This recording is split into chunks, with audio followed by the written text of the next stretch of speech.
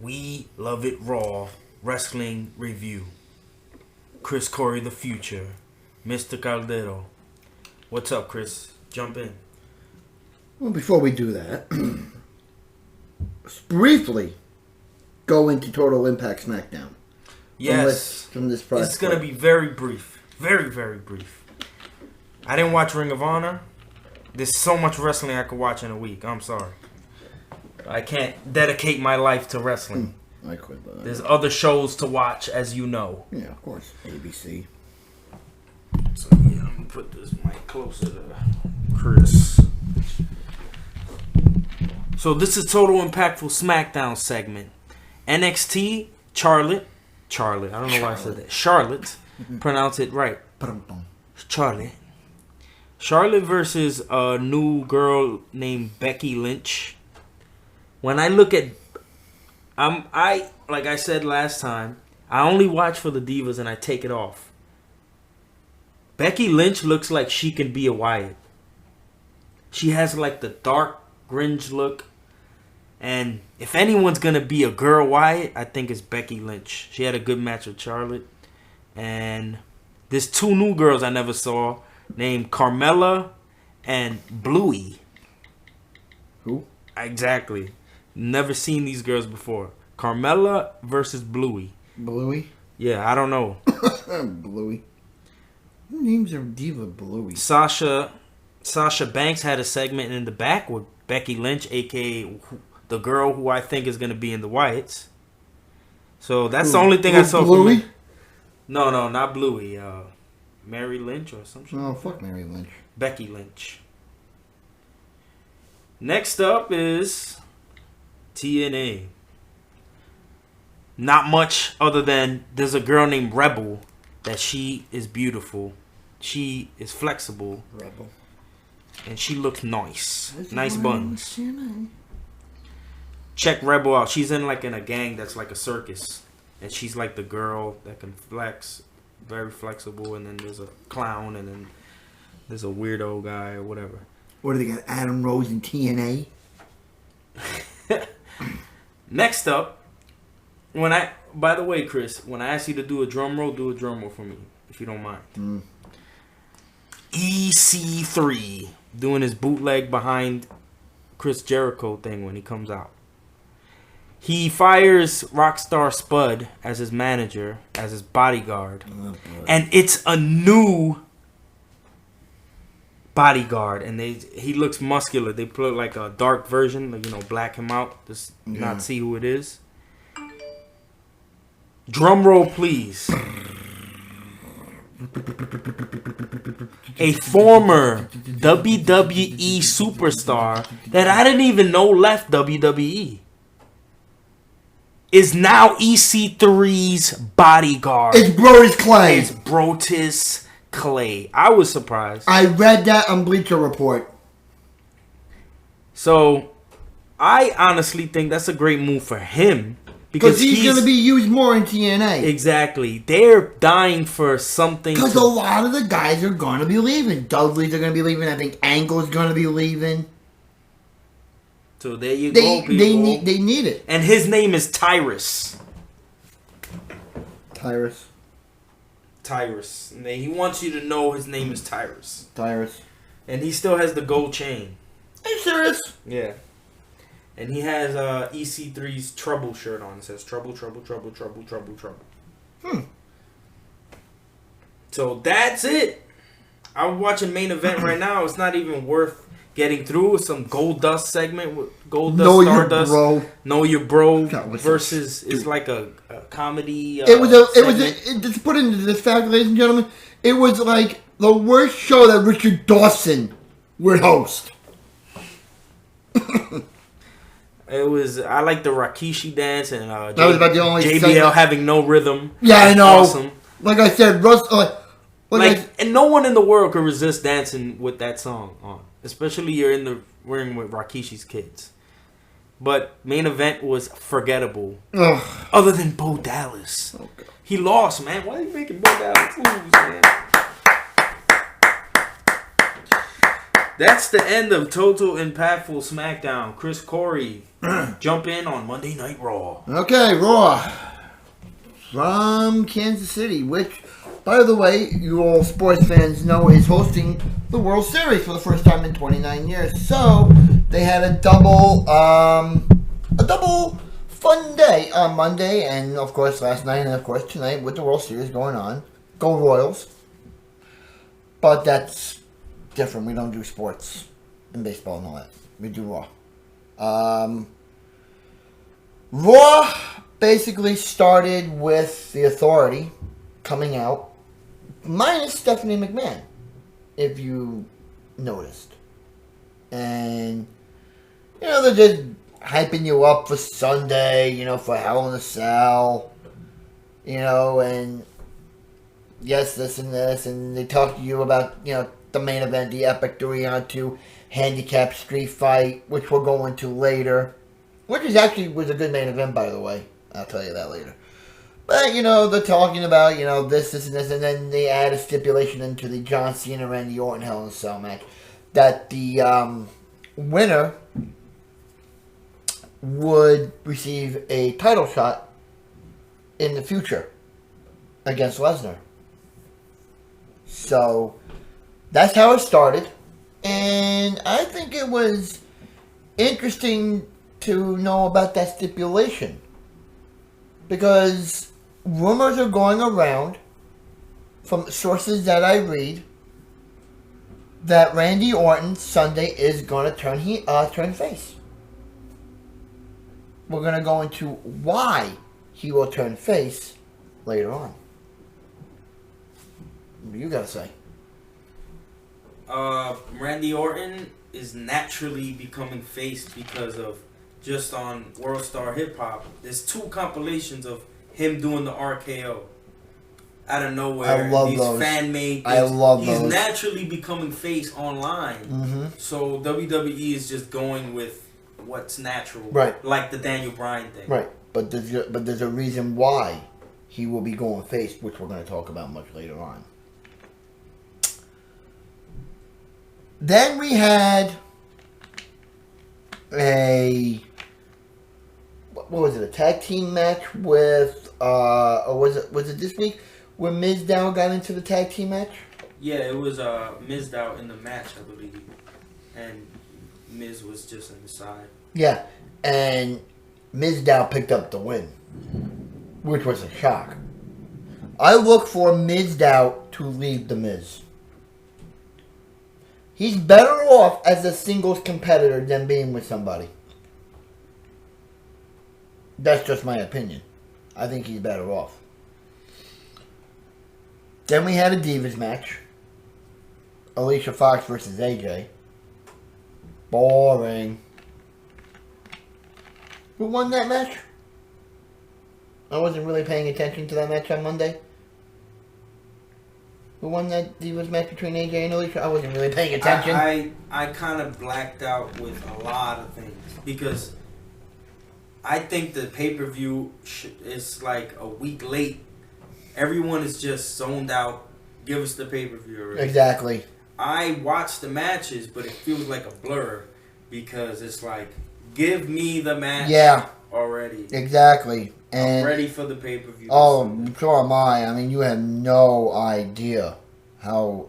We could have left it last week with our predictions and left it at that. No, but... Just because this is all just teasing what we already are going to see. So... But... There's something really important about Raw that I want to go into, and I think this was an interesting part of the show, what happened on Raw Monday night. It occurred with none other than Randy Orton doing what he does best as a heel. He proved why he was and is still the best heel in WWE history. He was talking about previous rivalries, that he's had with Cena, with other people like Taker, Austin, Hunter, Michaels, and all that. So, he goes on and on and on. And he actually said something to me that I thought was really interesting. That he respects John Cena for his accomplishments in WWE.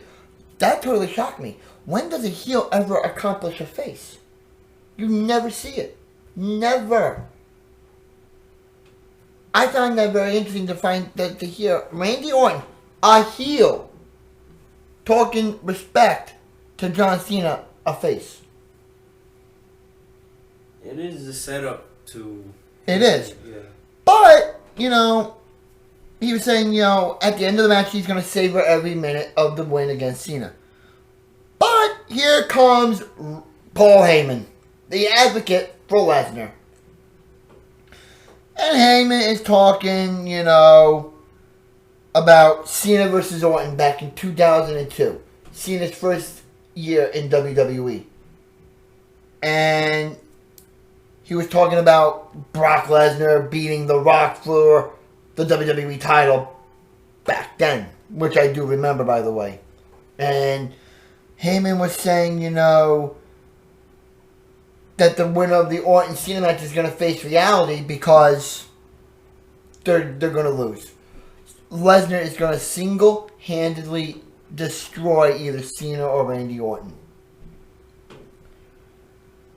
And that's what pissed off John Cena. Cena goes and says, I lost twice to your advocate, Brock Lesnar. I'm not going to lose a third time. I will be champion. But then Orton says, your time is up. You're washed. It's time for me. It's really time for me to take the company further. I'm still young. I'm still in my prime.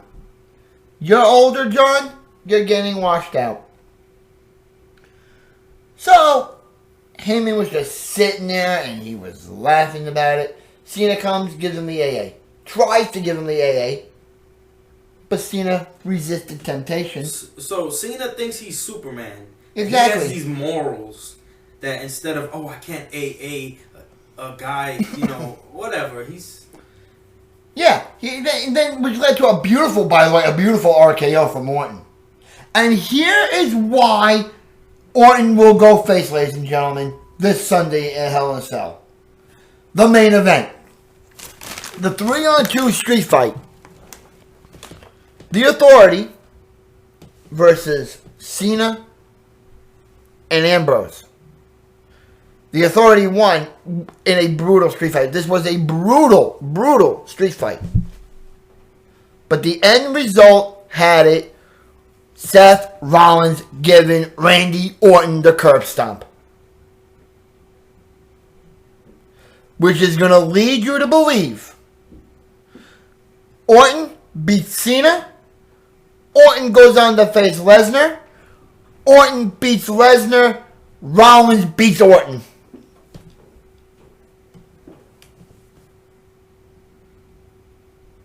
I don't know, man. I think that Randy's going to be pitted against Brock and lose in some way, shape, or form. And my honest opinion about cashing in is I feel like Brock Lesnar's heel, right? Yes. Very simplify this. Brock Lesnar's heel. He's going to hold it till WrestleMania, lose to a babyface. Assuming the plan was Roman Reigns. It could still be Roman Reigns. Okay, let's continue with that train of thought. Then he cashes in at WrestleMania and takes it away from Roman Reigns right away. And he finally cashes in. Because I don't see it making sense that they put Seth Rollins with the Money in the Bank and then he doesn't actually cash in. I don't see that making sense. And I don't see him cashing in and it making sense before WrestleMania. Maybe even after or the day after on Raw is better. But not before WrestleMania. I don't agree. I still see it, and I saw signs of that on Monday. They're just gonna do great matches. I see Cena going against Randy. Brock versus Randy. Randy loses. Maybe not straight. Maybe something happens. Whatever. I still say Randy wins.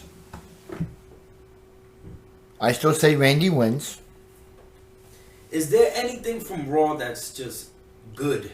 That was good, the main event. I just don't feel like it was that good except for little sprinkles here and there. And like I said, man, give me the pay-per-view already. There's only so much wrestling I could watch before I get the payoff. A bunch of matches that don't mean anything. A bunch of handicap matches. And I found it kind of cool that they brought the cell down at the end. Yeah, that's what I thought was really, really cool. I think the last segment could have happened way earlier. I also liked it that Foley showed up. Sure. Oh, yeah, that was awesome. Because who knows that Sal better than Mick Foley? Mm-hmm. And he's going for the guy that's crazy like him. Dean Ambrose. Yeah. I see Ambrose really not beating Rollins. He's not going to beat Rollins. I think that, like I said last week, maybe he wins this match, but when they go again for the Money in the Bank, he's going to lose, is what I'm saying. That could be. Like, it'll be like, okay, I can beat you now for something, and then he loses. Well, you got a point there. Because I feel like that rivalry is going to keep going at least one more pay-per-view after this one. Survivor Series. Yeah, so that I think it'll be cool to bet for the Money in the Bank, the pay-per-view. Somehow they're going to put that briefcase on the line because I think they're going to start saying, listen, either you cash in or we're just going to make you defend that briefcase. Should we go to the comments on YouTube? Because Raw, we said all the awesome stuff. Yeah, right? let's go. Shantae J, a constant commenter on our page, and we appreciate that. I'm just gonna little brief things. She has a huge paragraph. Oh, I read that. I personally believe that WWE has gone stupid. The creative team isn't booking talent correctly. The WWE network is one big giant fail. I feel bad for subscribers. Wow. Let me say personally, you don't have to feel bad for me. It's only what? $9.99. That's nothing. I spend more on hoagies, Dunkin' Donuts. There you go. And that's a month. I spend more than that in a week eating crap. So anyways, thanks for the comment, but the storylines make absolutely no sense. Brock Lesnar. Where is Brock Lesnar? I'm not going to use all the curses. She brings up the point, though. You haven't seen Lesnar since Night of Champions. From what she said, something about until the Royal Rumble. I believe that's true. I believe that Lesnar's going to come back at the Royal Rumble. So you mean to tell me? And she's upset about that. So you mean to tell me that on a lot of these Raws and these pay-per-views, you're not going to see Lesnar until January? That's retarded! Now what kind of champion does that? The Beast. Oh, give me a break. Everybody wants to fight the Beast. Let me continue with her comment. She talks about Dixie Carter needs to pull it together to make it a better competition. Oh. As, the Monday Night Wars were. To at least, be a couple steps behind them. At least, And You got a point there. And another constant commenter, Christian Love, says to her, Brock Lesnar don't need to be on every show. And he goes on with what my point is, you have to switch things up. Yeah, right. And it can't be the same product every 7 years.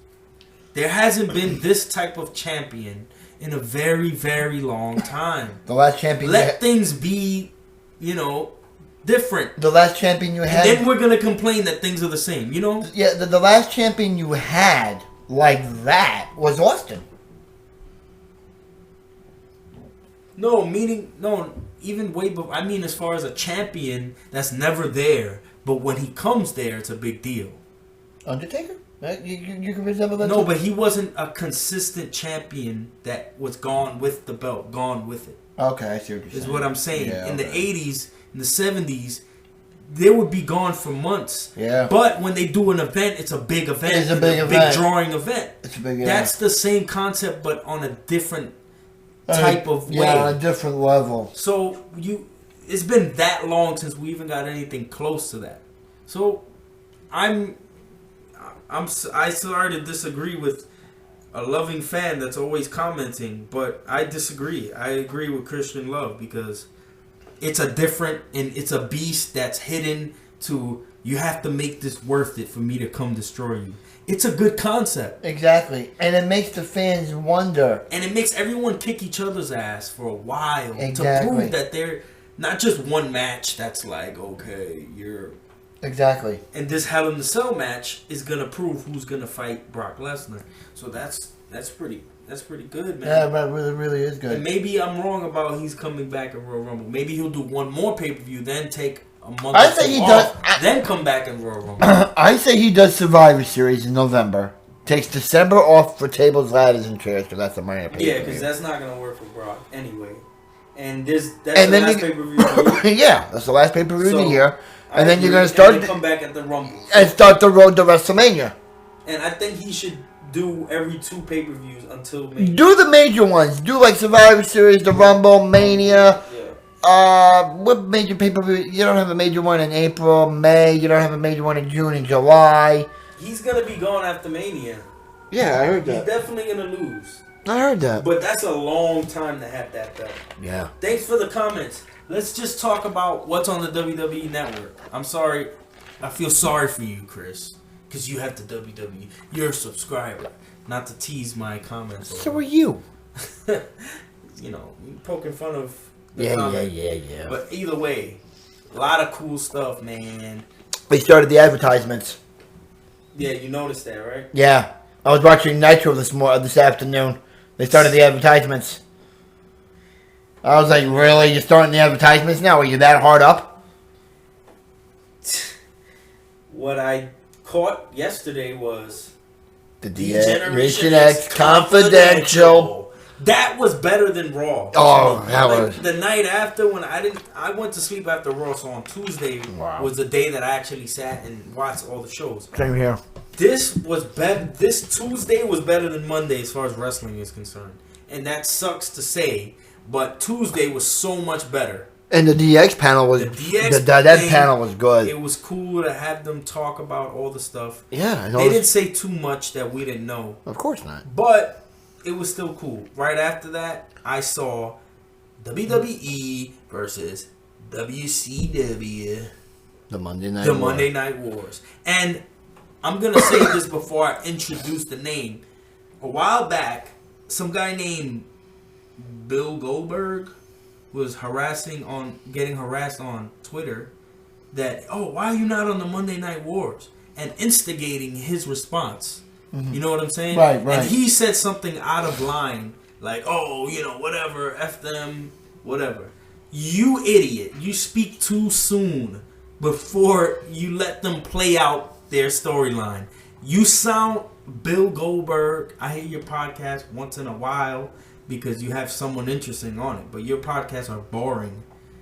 Your moves are boring. You're lucky you're a legend by circumstance. Yeah, and you have the nerve to diss WWE on Twitter because your fans are gassing your head up, making you say things that you wouldn't say if you see Vince in his face. That's ridiculous. But either way, they made a whole episode about who's next. And it was really good. Who's next? The whole episode was good. Yeah, going from his days of the Atlanta... I never saw him with hair. No, going from his days in college football to the days he was an Atlanta Falcon. Then went to the power plant. Went to the main roster of WCW. Made it big because of Bischoff. Bischoff wanted Goldberg big because he felt that Goldberg was going to save WCW. And it did for a while. And there was a lot of Stone Cold comparisons. Yeah, which I don't see. I know what they meant just far as a general perspective. Yeah, but they don't have none of the same moves. They don't act the same. They have intensity, but completely. But Austin was used in. But they did have the black trunks or whatever it's called. They did have the goatee, the bald head. Right. So I understand. And a fan base. I can see how Bischoff sees him and say, "You're not all the way there yet, but you have a look that's gonna work." And it worked for the fans of WCW. It pushed him to the top. It pushed him to the next level. It made him one of the iconic stars in WCW. For a while, 173 wins. before losing to Kevin Nash, thanks to Scott Hall's taser. I think that was a match at the beach. If I'm not mistaken. And they really shut him down with he didn't know how to wrestle. Which he didn't. He didn't. But the fans back then really didn't give a crap. The part that really stood out was the match with William Regal. Oh, yeah. That he was stiff, had no grace, didn't know what to do. He can't be in the ring more than 6 minutes. WCW, or he has nothing. Exactly. WCW wanted to test Goldberg onto that. Can you go a 6-minute match with a legend wrestler in WCW as in William Regal? And it proved that he could not do it. But Regal pushed Goldberg. He pushed Goldberg to the point where you're going to make the 6 minutes. You may not have the moves. You may not have talent. You may not have skills. But I'm going to push you to survive those 6 minutes. He lasted the 6 minutes. He beat William Regal. It was a horrifying match. It was. It was really bad. And if such a technique-driven wrestler like William Regal can't help you out, then there's no hope for you technically in the ring. No. But the documentary itself was good. Yeah, but yet, WCW pushed Goldberg to the top before they crashed him. I feel like if I personally knew Goldberg, I'd text him and say, "Shut the hell up. Go to the WWE Network and look at your whole dedicated episode on the Monday Night Wars." It may not be kissing your ass, but you know what? It's the truth. Everybody's opinion was said about Goldberg. Exactly. And that's how they felt. You were lucky to be in that position. He's saying on his podcast that he would like to come back and WWE is not giving him the deal he wants, or not as far as money, but circumstance-wise. What can they do for him? I don't know. And he said that he has a son that's, like a young man, like a young kid. He wants to show his son that he can get back in the ring. Oh, God. But who are you to talk whatever. I just can't get over it. But that was awesome. And not so great, but still kind of great was WWE Countdown. You didn't watch that? No. It was Greatest Betrayals, something to that. I didn't know they had that last night. Yeah, it was right after the Monday Night War. I looked on it today. I didn't see it. Yeah, saw it yesterday. I gotta look. Huh. Okay. That was okay. Some of them are very obvious. Of course. So, duh. It's not that great. The Goldberg thing, who's next? That was the hands down. Yeah, that was. I'm waiting to see what they do. The DX thing was okay, but the who's next thing really captivated you. It was really good. And that's the best thing of WWE Network right now is the Monday Night Wars. Exactly. And Chris Courys said it a long time ago. That's going to be the best thing, and I. It has been. I mean, I've seen everything of the Monday Night Wars. So I've lived through the Monday Night War. It's a good, well done, put together, historical, accurate. You may know a lot by watching it when you were a kid back in the 90s. Yeah. But to see every aspect of it. And descriptions of why things turned into what they are. That was really good. I'm waiting to see what they do next week. Hell in the Cell. Just give me one last prediction of anything, because Rollins beats Ambrose. Orton beats Cena. Usos beat the Dust Brothers. Paige beats AJ. Miz becomes United States Champion. Cesaro becomes Intercontinental Champion. Sounds good. The only thing that I would say is Dean Ambrose is going to win the Hell in the Cell. Nah, I still don't think so. I'm rooting for Dean. I like Dean. Storyline wise, I agree with its storyline. I mean, I like Dean, but I think it's going to be Rollins' time. And I definitely believe Orton is going to win. I don't care how or which way or what way is going to happen. Orton will beat Cena because Cena had his Brock Lesnar time already. Yeah. And now we need to see the Viper. Yeah, and like I said, they're gonna make Orton go face. And I'm assuming that after Orton loses to Brock Lesnar, is my opinion, it's because of Seth Rollins. Exactly. Then they have a feud after that. Yes, that's what I see happening. So Seth Rollins and Randy will have a feud after Randy loses to Brock Lesnar because of Seth Rollins. To quickly put in my 2 cents on this one before we close out. Orton wins this Sunday. He's going to somehow interfere in the Ambrose Rollins match because of what Rollins did to him on Monday night to close out Raw. So your prediction of Ambrose winning might come true because of Randy Orton. They're going to build up a rivalry, go into Survivor Series. Now hear me out on this one. Survivor Series. Triple threat match for the WWE title. Lesnar, Rollins, Orton. No. Not Rollins. Rollins is going to be the sneaky one to get the most. I'm not done yet. The triple threat match goes down Survivor Series. Okay? Let's just say Randy beats Brock Lesnar. What better time for Seth Rollins to cash in the Money in the Bank briefcase against Randy Orton and win the title and hold it till Mania? That's all premature. It's gonna happen. You know what's gonna Oh happen? my God. Let me tell you what's gonna happen. Oh my God. Like you predicted that Seth Rollins is gonna have the WWE I was wrong about that one. All right. No. But last week you confirmed I that know. you're still going with some way, shape, or form. Seth Rollins is gonna be WWE champion. Not no more now. So, exactly. So, who's going to believe all this witchcraft talk that Courys Future's talking? I don't know. You say it's witchcraft. I want to hear what the fans have to say. Witchcraft. I want to hear what the fans have to say. If you believe what I always come up with the biggest. Yeah. It has to be a big. It is a big thing. Out. It's going to go out. Enough to, you want everything now. That's your problem. God. You're a little boy inside. And you want everything played out now. No. Let me tell you this. I want to hear what our fans have to say. Okay? I want to hear what our fans have to say. If you believe what I just said, put the words hashtag I believe the future Chris Corey.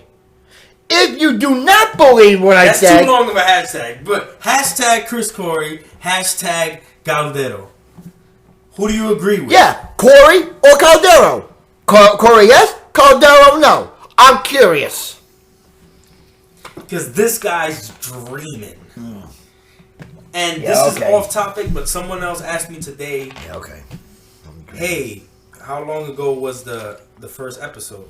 January. So some way, shape, or form, Vanessa, there's even if we have to travel to the moon, brother, you will be on the 1-year anniversary of We Love It Raw, brother.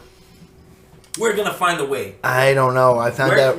No, Chris. No. There's no exception. I know her schedule. There's no exceptions to the 1-year anniversary.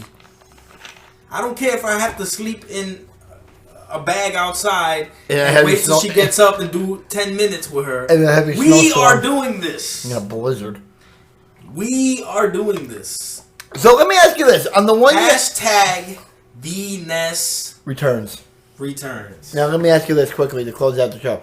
You say the 1-year anniversary is coming up, right? In January. Yep. What if the date of the 1-year anniversary of the show, we have a blizzard? You think I'm coming in? Hell no! I'm going over there, bro. Oh, hell no! My boots. Oh, hell no! I'm gonna meet you in your lobby, brother. I'm sorry, I ain't... Get a helicopter, brother. Jump in my jetpack. I'm sorry. 007 it. I ain't Swim moving. across the Staten Island River. Staten Island River? Like The Rock said. I forgot what he said. Staten Island River? Then I'm gonna go underground. Go through magma. Magma? Catch Venus. Then go to space, get Chris Corey. Oh, space? I'm gonna bring you both down back to Earth, and we are doing the 1 year anniversary. Not with the blizzard. We love it. Not with the blizzard. You ain't getting my ass out of the house. Believe that. Oh Jesus! But that's still months away. And believe in We Love It Raw. That's still months away. You still ain't getting my ass out of the house. All right, so I want you to epically close out the show with the phrase that pays. The phrase that pays nothing. It ain't Z100. This ain't no money paying gig, guys. It ain't Z100. Sorry, Elvis. We do this for free because we are fans. And we're desperate. So, what is that funny little thing you say every time? I'm gonna say that in 1 second. I have a new epic line to close out this show. Oh shit. Ladies and gentlemen, boys and girls, children of all ages. As you just heard right now, we just gave you the inside details of SmackDown, NXT, briefly a main event, then Raw, and the WWE Network. And if you're not down with that, we got 2 words for you. You suck. So on that note, watch Hell in the Cell. Listen to our show. Comment, like, subscribe. Share with your friends on Facebook. Share with your friends on Instagram. Share with your friends on Twitter, LinkedIn, Foursquare, on a portal network. I don't care. Share it in your sleep. Share it on the board. Share it with your boss. Share it in school. Share it on the bus. Put it everywhere. I don't care. Dr. Seuss over here. Listen to our show. He did it on a plane. He did it on a train. Exactly. Listen to our show. It's one of a kind. It's epic. It's monumental. And it's very detailed. So on that note, ladies and gentlemen, boys and girls, you better keep it real and you better keep it raw.